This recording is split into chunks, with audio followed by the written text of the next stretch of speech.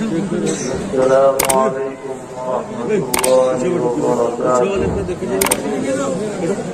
الحمد لله رب العالمين، أشهد أن لا إله إلا الله وحده لا شريك له،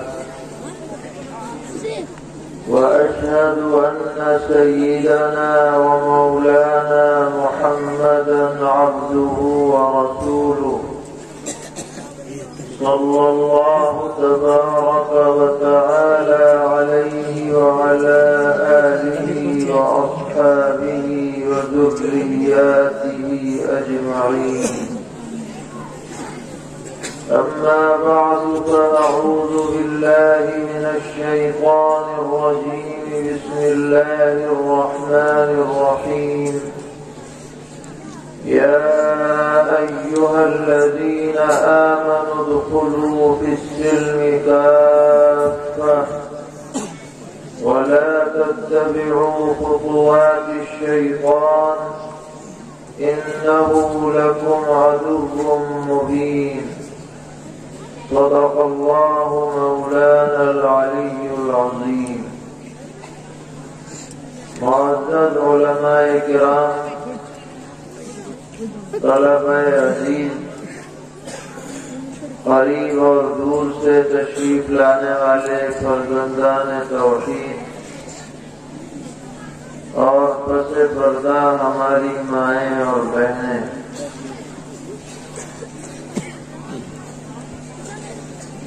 اس علاقے میں آپ کا یہ ادارہ جو نہایت قابل قدر دینی خدمات انجام دے رہا ہے، اس کا ایک نمونہ ابھی آپ کے سامنے پیش کیا گیا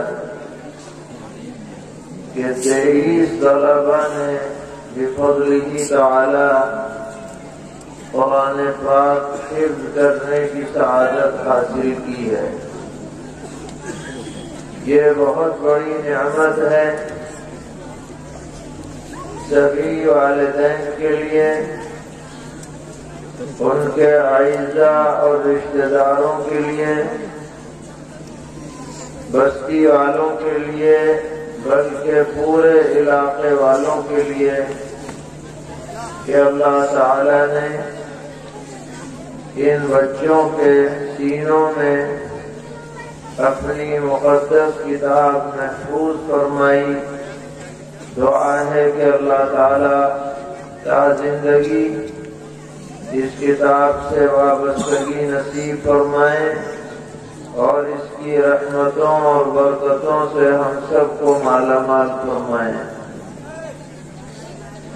آپ حضرات کا ذوق و شوق کے ساتھ اتنی بڑی تعداد میں یہاں جمع ہونا،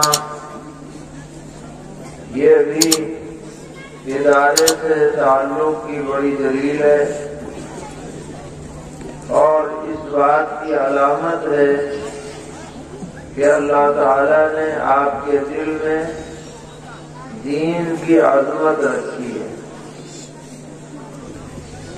دین کی عظمت دل میں ہونا یہ وسع غنیمت ہے۔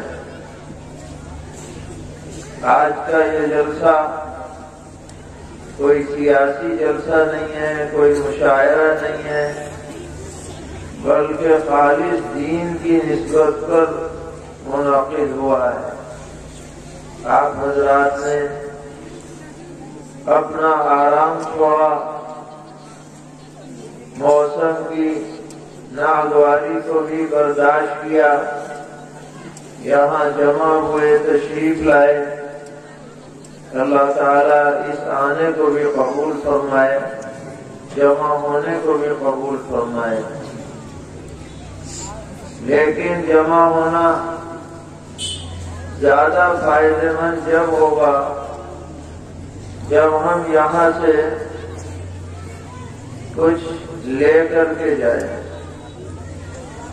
ایسا نہ ہو کہ بس سن کے چلے جائیں، اور سنا سنایا بعد میں نظر انداز کر دیں، بلکہ کچھ دل میں ارادہ لے کے جائیں، تبدیلی اپنے اندر پیدا کر کے جائیں، عزم اور ہمت میں اضافہ کر کے جائیں، تو ہمارا یہاں جمع ہونا بہت ہی زیادہ کارآمد ہو سکتا ہے اور زندگی میں انقلاب کا، تبدیلی کا سبب اور ذریعہ بن سکتا ہے۔ اسی مناسبت سے آپ کے سامنے قرآن مقدس کی ایک آیت پڑھی گئی ہے، اور وہ آیت اس قابل ہے کہ ہر مسلمان ہر وقت اس کو پیش نظر رکھے۔ ویسے تو پورا قرآن ہی ہدایت ہے، نصیحت ہے، رہنمائی ہے، لیکن بعض آیتیں اپنے اندر بڑی جامعیت رکھتی ہیں کہ اگر ان آیتوں میں بیان کردہ ہدایت پر آدمی عمل کر لے تو اس کا بیڑا پار ہو جائے۔ اللہ تبارک و تعالی تمام ایمان والوں کو مخاطب کر کے فرما رہے ہیں، یا ایھا الذین آمنوا ادخلوا فی السلم کافۃ،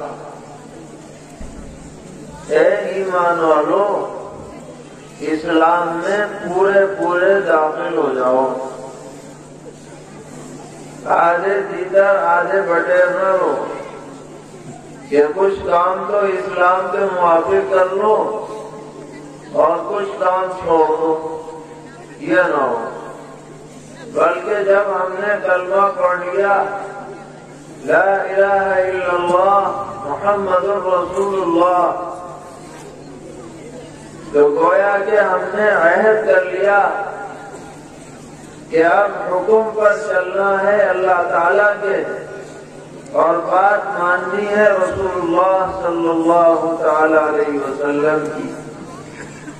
تو ہر معاملے میں اللہ تعالیٰ کے حکم کی پیروی کی جائے اور پیغمبر علیہ الصلوۃ والسلام کی سنتوں کا اتباع کیا جائے، یہی مطلب ہے اسلام میں پورے داخل ہونے کا۔ تو ہماری زندگی کے ہر شعبے میں اسلام کی روشنی نظر آنی چاہیے اور پتہ چلنا چاہیے کہ یہ بندہ مسلمان ہے۔ زندگی گزارنے کے 4 شعبے ہیں۔ نمبر 1 عبادات، نمبر 2 معاملات، نمبر 3 معاشرت، نمبر 4 اخلاق۔ عبادات، اللہ تعالیٰ نے جو عبادتیں ہم پر فرض کی ہیں ہم ان کی پوری طرح پابندی کریں جب ہم اسلام میں پورے داخل ہوں گے۔ کلمہ شہادت کے بعد سب سے بڑا فریضہ عبادات میں 5 وقتہ نماز ہے، جو ہر مسلمان پر مرد ہو یا عورت، بوڑھا ہو یا جوان، امیر ہو یا غریب، شہری ہو یا دیہاتی، اپنے اپنے وقت میں فرض ہے۔ کسی مسلمان کے لیے اس سے معافی نہیں ہے۔ ہاں سہولت ضرور ہے کہ اگر آپ گھر پر ہیں تو 4 رکعت پڑھیں، سفر میں ہیں تو 2 پڑھ لیں، سہولت۔ اور بھائی اگر بیمار ہو گئے کھڑے ہو کے نہیں پڑھی جا رہی تو بھائی بیٹھ کے پڑھ لو، پڑھنے کے لیے۔ اگر بیٹھنے کی بھی طاقت نہیں ہے تو لیٹ کے پڑھ لو۔ رکوع سجدہ باقاعدہ نہیں کر سکتے تو بھائی اشارہ کر کے پڑھ لو، لیکن معافی نہیں ہے کسی کو۔ بڑے سے بڑا اللہ کا ولی کیوں نہ ہو، قطب افضال کیوں نہ ہو، نماز کی معافی نہیں ہے۔ اگر ہو کسی کے پاس معافی نامہ تو پیش کرے کہ بھائی ہمیں پاس ملا ہوا ہے کہ چھٹی ہو گئی، اگر ہو کسی کے پاس تو پیش کرے۔ یہ تو بھائی پڑھنی پڑے گی، ہر حالت میں پڑھنی۔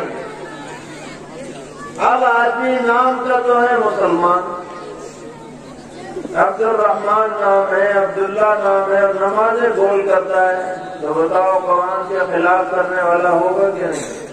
قرآن تو کہہ رہا ہے پورے داخل ہو اسلام میں، یعنی پکے نمازی بنو، گھنٹے دار کیوں پڑھ رہے ہو؟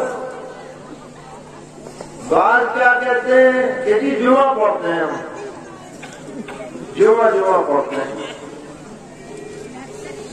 تو یہ جو جمعہ کی نماز ہے بے شک یہ بھی فرض ہے، لیکن اس میں شرائط ہیں۔ جمعہ اکیلے نہیں پڑھا جاتا، جمعہ عورتوں پہ نہیں ہے، مسافر پر ضروری نہیں ہے، بیمار پر ضروری نہیں ہے، قیدی پر ضروری نہیں ہے، مگر فجر کی نماز سب پہ ضروری ہے۔ عصر کی نماز، مغرب کی نماز، عشاء کی نماز سب پر لازم ہے۔ اور یہ جو نماز کا فلسفہ ہے یہ بڑا مؤثر ہے۔ اللہ تعالیٰ یہ چاہتے ہیں کہ میرا کوئی بندہ مجھ سے غافل نہ رہے، کوئی بندہ مدہوش ہو کر زندگی نہ گزارے، میری یاد اس کے دل میں رہنی چاہیے۔ اسی لیے نماز کے 5 الگ الگ اوقات مقرر کیے گئے۔ یہ نہیں کہا کہ بھائی اکٹھی پڑھ لو، فجر کے وقت میں، ظہر کے وقت میں، عصر کے وقت میں، مغرب کے وقت میں، عشاء کے وقت میں پڑھی جائے گی، تاکہ وقفے سے یاد دہانی ہوتی رہے کہ تم اللہ کے بندے ہو، اللہ سب سے بڑا ہے، اللہ تعالیٰ ہی مسجود ہے، اللہ تعالیٰ ہی معبود ہے، اللہ تعالیٰ ہی کارساز ہے، اللہ تعالیٰ ہی رب ہے، اللہ تعالیٰ ہی خالق اور مالک ہے۔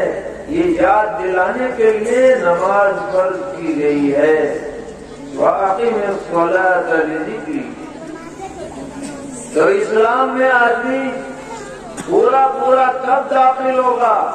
جب 5 وقتہ پکا نمازی بنے گا۔ اس میں ہماری مائیں بہنیں بھی خیال رکھیں، شروع سے گھر کا ماحول نماز والا بنائیں، اور نماز کے لیے پاکی شرط ہے۔ شریعت میں پاکی کی بڑی اہمیت ہے۔ الطہور شطر الایمان، پاکی ایمان کا بڑا حصہ ہے۔ بچپن سے بچوں کو بھی پاک رکھنا چاہیے، پاک رکھنے کی بڑی برکات ہیں۔ گھروں میں دیکھا جاتا ہے بچے پیشاب کر لیتے ہیں تو یوں سمجھتے ہیں کہ بچہ ہی تو ہے، اس کے پیشاب کا کیا؟ ارے بھائی وہ بھی ایسے ہی ناپاک ہے جیسے بڑوں کا پیشاب ناپاک ہے۔ بعض گھروں میں دیکھا گیا کہ بچے گندگی میں لطفت ہیں، ماں کو کوئی فکر نہیں۔ چھوٹے بچے کو بھی پاک صاف رکھنا چاہیے۔ اس ناپاکی کا برا اثر اس کی طبیعت پہ پڑتا ہے، اور پاک رکھا جائے گا تو اس کے اچھے اثرات بچے پہ پڑیں گے۔ بچے کی زندگی بڑی حساس ہوتی ہے، بچپن جیسا گزرے گا اگلی زندگی بھی ویسے ہی گزرتی ہے۔ آپ تجربہ کر کے دیکھ لیجیے، گھر میں پاکی کا ماحول ہو، پاکی کے مسائل سب جانتے ہو، کب غسل فرض ہو جاتا ہے، کب نماز پڑھنی ہے، کب نہیں پڑھنی ہے، اس بارے میں ماں بہنوں کو مسائل معلوم رہنے چاہیے، پاکی والی زندگی گزارنی چاہیے۔ سرور عالم صلی اللہ تعالی علیہ وسلم نے فرمایا جس گھر کے اندر 3 چیزیں رہیں گی اس گھر میں رحمت کے فرشتے نہیں آئیں گے۔ غور سے سنیے گا، جس گھر میں 3 چیزیں رہتی ہیں وہاں رحمت کے فرشتے نہیں آتے۔ نمبر 1، جس گھر میں کتا رہے گا رحمت کے فرشتے نہیں آئے۔ نمبر 2، جس گھر میں تصویر لٹکی ہوئی رہے گی، چاہے کسی کی بھی تصویر ہو، جاندار کی، مرد کی یا عورت کی یا کسی کی، منتری سنتری کی کیوں نہ ہو، اگر وہ لگی ہوئی ہے دیوار پر تو رحمت کے فرشتے نہیں آ سکتے۔ ہمیں یاد ہے مراد آباد میں ایک مرتبہ حضرت مولانا قاری سید صدیق احمد صاحب رحمۃ اللہ علیہ تشریف لائے، جو ایک صاحب کے یہاں ہم سے جانا ہوا، وہ ذرا سرمایہ دار قسم کے مالدار آدمی تھے۔ انہوں نے اپنے ڈرائنگ روم میں لیڈروں کی تصویریں لگا رکھی تھی، فلاں سے ملاقات، فلاں سے ملاقات۔ لوگ اس کو بڑا اعزاز سمجھتے ہیں، یہ فلاں کے ساتھ سیلفی کھنچوا کے رکھو، یادگار رہے گی، اور اسے لٹکائیں گے۔ وہاں پر جب حضرت تشریف لے گئے تو صاحب خانہ نے کہا کہ حضرت دعا کر دیجیے۔ تو حضرت کے چہرے پر ناگواری کے اثرات ظاہر ہوئے اور یہ جملہ فرمایا، آج تک یاد ہے، کیا دعا کروں، آمین کہنے والے تو باہر ہیں، یعنی وہ فرشتے جو میری دعا پر آمین کہتے وہ تو یہاں نہیں آ سکتے، دعا کیا کروں، آمین کہنے والے تو باہر ہیں۔ آج ہمارے گھروں کے اندر شاید ہی کوئی گھر ایسا خالی ہو جہاں تصویریں نہ ہو، کمروں میں، دیواروں میں، دالانوں میں تصویریں بھری کوئی ہیں، رحمت کے فرشتے باہر ہیں، کوئی پرواہ نہیں۔ اور تیسرے نمبر پر فرمایا پیغمبر علیہ السلام نے کہ جس گھر میں جنوبی رہے، جنوبی کا مطلب جس پر غسل واجب ہو جائے اور نماز کا وقت گزر جائے اور وہ غسل نہ کرے، وہ ملعون ہے، اللہ کی رحمت سے دور ہے، اس گھر میں فرشتے داخل نہیں ہوتے ہیں۔ یہ مسائل ہمیں معلوم رہنے چاہیے۔ نماز کا اہتمام ہو، نماز کی شرائط کا اہتمام ہو، اللہ نے مال دیا ہے، زکوٰۃ ادا کریں حساب لگا کر، رمضان کے روزے رکھیں پابندی کے ساتھ۔ اب رمضان آنے والا ہے، مہینہ 1.5 مہینہ باقی ہے، روزوں کا اہتمام کریں۔ مجھے بتایا گیا بعض علاقوں کے اندر اچھے خاصے نوجوان صحت مند لوگ روزے نہیں رکھتے، رمضان کے روزے نہیں رکھتے، علمان اللہ کی اتنا بڑا گناہ کہ آدمی صحت مند ہونے کے باوجود رمضان کے روزے نہ رکھے، مسلمان اپنے کو کہلائے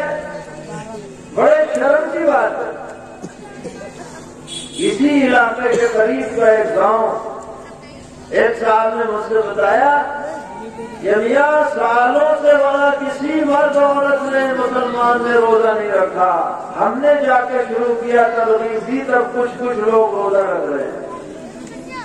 اتنی بڑے شرم کی بات کیا آدمی مسلمان ہو کر کے اور رمضان کے روزے نہ رکھے؟ بہت بڑے فکر کی بات۔ بچپن سے جو بچے روزہ رکھنے کے قابل ہو جائیں ان کو ترغیب دی جائے تاکہ 15 سال جب ہو وہ بچہ بالغ ہو، بچی بالغ ہو تو وہ روزے کی پابند ہو چکی ہو۔ اس کا اہتمام ہونا چاہیے۔ اسی طرح اللہ تعالیٰ نے اگر مال دیا ہے، صحت دی ہے تو آدمی حج کو جا سکتا، اہتمام کرے حج کو جانے۔ آج کل عمرہ آسان ہو گیا تو میاں جسے دیکھو عمرے کو چلا جا رہا ہے، حج کیا نہیں۔ سینکڑوں ہزاروں لوگ ایسے ہیں جو حج کی فکر نہیں کر رہے اور عمرے پہ لگے پڑے۔ ٹھیک ہے عمرہ بھی عبادت ہے، لیکن جس پر حج فرض ہے اسے پہلے حج ادا کرنا ہے، پھر موقع ملے تو عمرے بھی کرتا ہے۔ حج اول تو یہ عبادات ہیں۔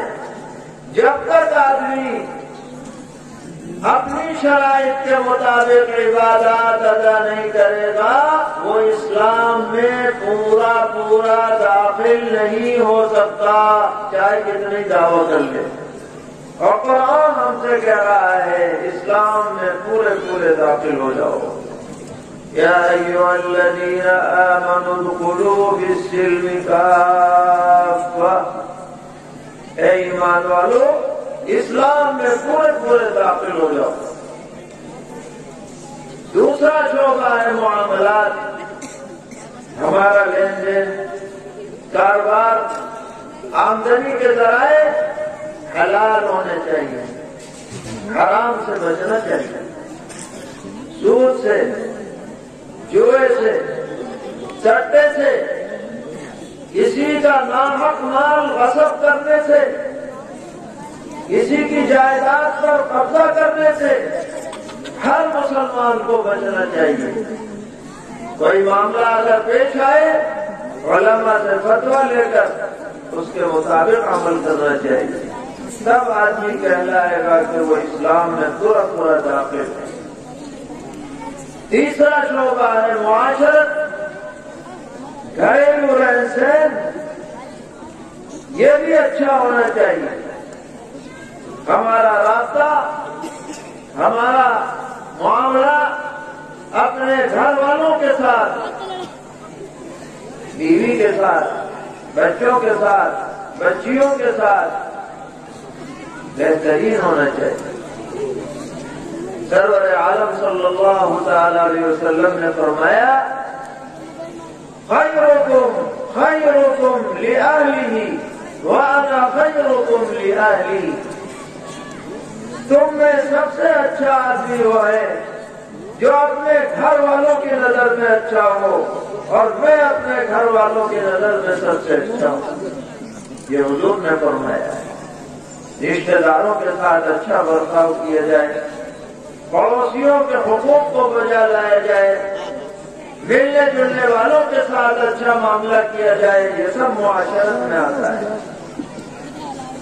اور چوتھی چیز ہے اخلاق، آدمی کا خود اپنا کیریکٹر، کردار شاندار ہونا چاہیے، بہترین، سچ بولنے والا ہو، جھوٹ سے بچنے والا ہو، غیبت سے، کسی کے اوپر بہتان لگانے سے، گالم گلوچ سے، گندی باتیں کہنے سے، گندی باتیں سننے سے، گندی باتیں دیکھنے سے اپنے کو محفوظ رکھے، وہ آدمی اچھے اخلاق والا کہلائے۔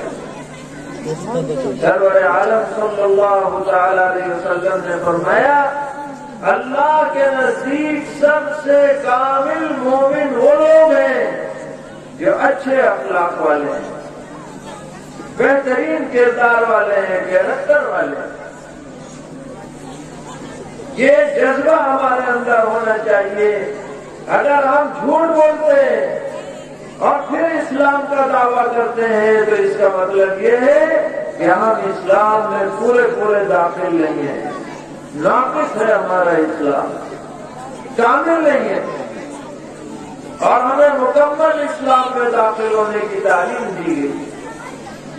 تو ایک جز تو اس آیت کا یہ ہے، یا ایھا الذین آمنوا ادخلوا فی السلم کافۃ، اور دوسرا جز یہ ہے کہ وَلَا تَتَّبِعُوا خُطُوَاتِ الشَّيْطَانِ إِنَّهُ لَكُمْ عَدُوٌّ مُّبِينٌ۔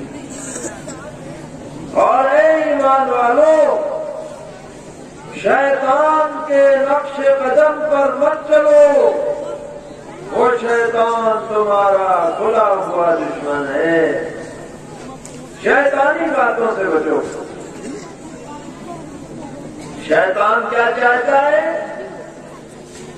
انسان کارآمد نہ رہے، انسان ناکام ہو جائے، انسان جنت میں دوبارہ نہ جا پائے، انسان کی دنیا بھی تباہ ہو جائے، انسان کی آخرت بھی برباد ہو جائے۔ شیطان اسی مشن پر لگا ہوا ہے۔ اللہ تعالیٰ فرما رہے ہیں شیطان کے نقش قدم سے مت چلو۔ شیطان بہت سی خرابیوں کے اندر ہمیں مبتلا کرتا ہے اور ہم اس کے جھانسے میں آ جاتے ہیں۔ مثال کے طور پر وہ دنیا میں فواحش کو پھیلاتا ہے، بے حیائی کی باتوں کو عام کرتا ہے، جس کی وجہ سے انسان کا سارا عبادت کا جذبہ کافور ہو جاتا ہے، آنکھوں سے شرم و حیا نکل جاتی ہے، بے پردگیاں عام ہو جاتی ہیں، ناجائز تعلقات پیش آتے ہیں، رسوائیاں ہوتی ہیں۔ یہ سب شیطانی حرکتیں ہیں۔ اسی لیے اسلام نے عورتوں کو پردے کا حکم دیا ہے۔ کوئی عورت بے پردہ گھر سے باہر نہ نکلے، بغیر محرم کے سفر میں نہ جائے، کوئی اجنبی مرد اور عورت کسی کمرے میں یکجا نہ رہے، بے تکلف بات چیت نہ کریں، بندش لگائی، اسی لیے تاکہ شیطان کی کوشش کامیاب نہ ہو۔ ہمیں اس کا اہتمام کرنا چاہیے کہ اسلامی احکامات پر ہم عمل کریں، اپنی ماں بہنوں کو پردے کا پابند بنائیں اور ہر اس عمل سے دور رہیں جو شیطان کو خوش کرنے والا ہے۔ اسی طرح شیطان پمپنگ کرتا ہے، غصہ دلاتا ہے، آدمی بیجا غصہ دلاتا ہے، لڑائیاں پیدا کرتا ہے، عداوت اور کینہ دل کے اندر جماتا ہے، بڑے پورے گھر اجڑ جاتے ہیں، خاندان تباہ ہو جاتے ہیں، قتل و قتال تک کی نوبت آ جاتی ہے۔ ایسی سب باتوں سے ہمیں بچنا ہے۔ اس لیے ہر مسلمان کو یہ آیت یاد رکھنی چاہیے کہ اسلام میں پورے داخل ہو اور شیطان والی حرکتوں سے اپنے کو بچائے، کہ وہی انشاءاللہ کوشش کریں گے۔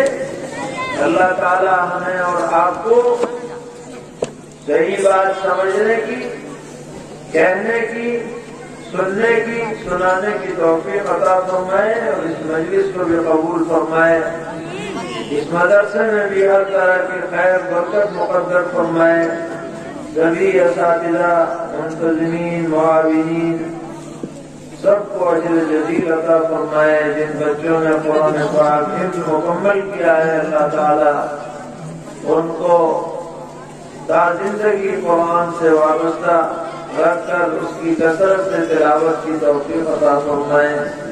ہم سب کی لغزشوں کو معاف فرمائے.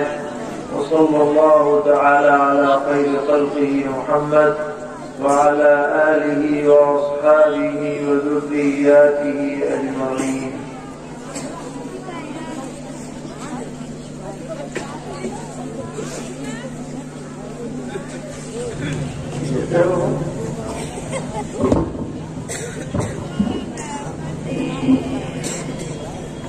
حافظ نجم الدین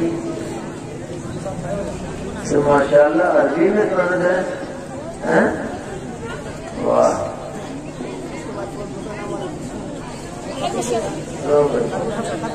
حافظ نجم الدین، حافظ فیضان ابن محمد کلیم صاحب، حافظ محمد سلمان،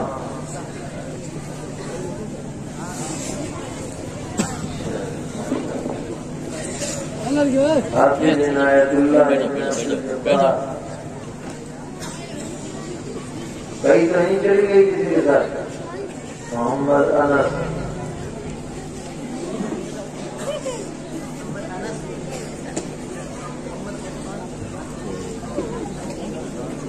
محمد سالم،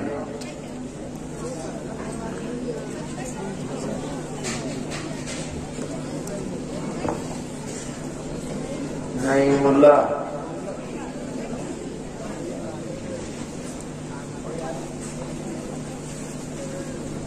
محمد فرقان، نعیم اللہ فرقان، سراج، محمد سراج،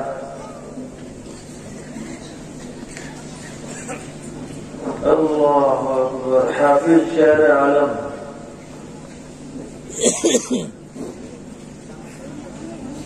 اللہ اکبر. محمد اسامہ،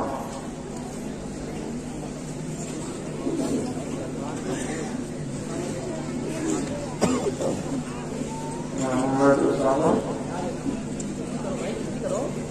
محمد سلمان، رحیم الدین،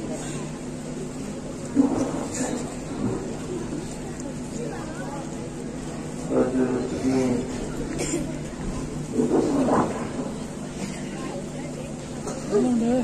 بیٹھ جا رہے محمد عاقب،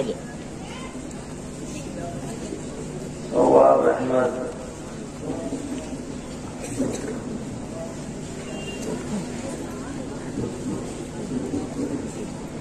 محمد اشتیاق، محمد عرفان،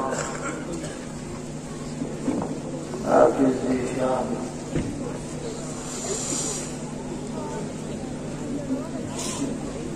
اللہ اکبر. جو بھائی حافظ رئیس احمد، حافظ انصار علی، انصار علی، حافظ محمد عباس،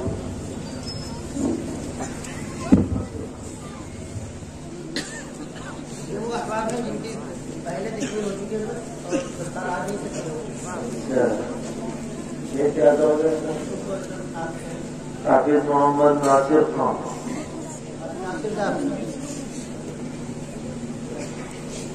اللہ ماشاء اللہ. حافظ محمد بلال،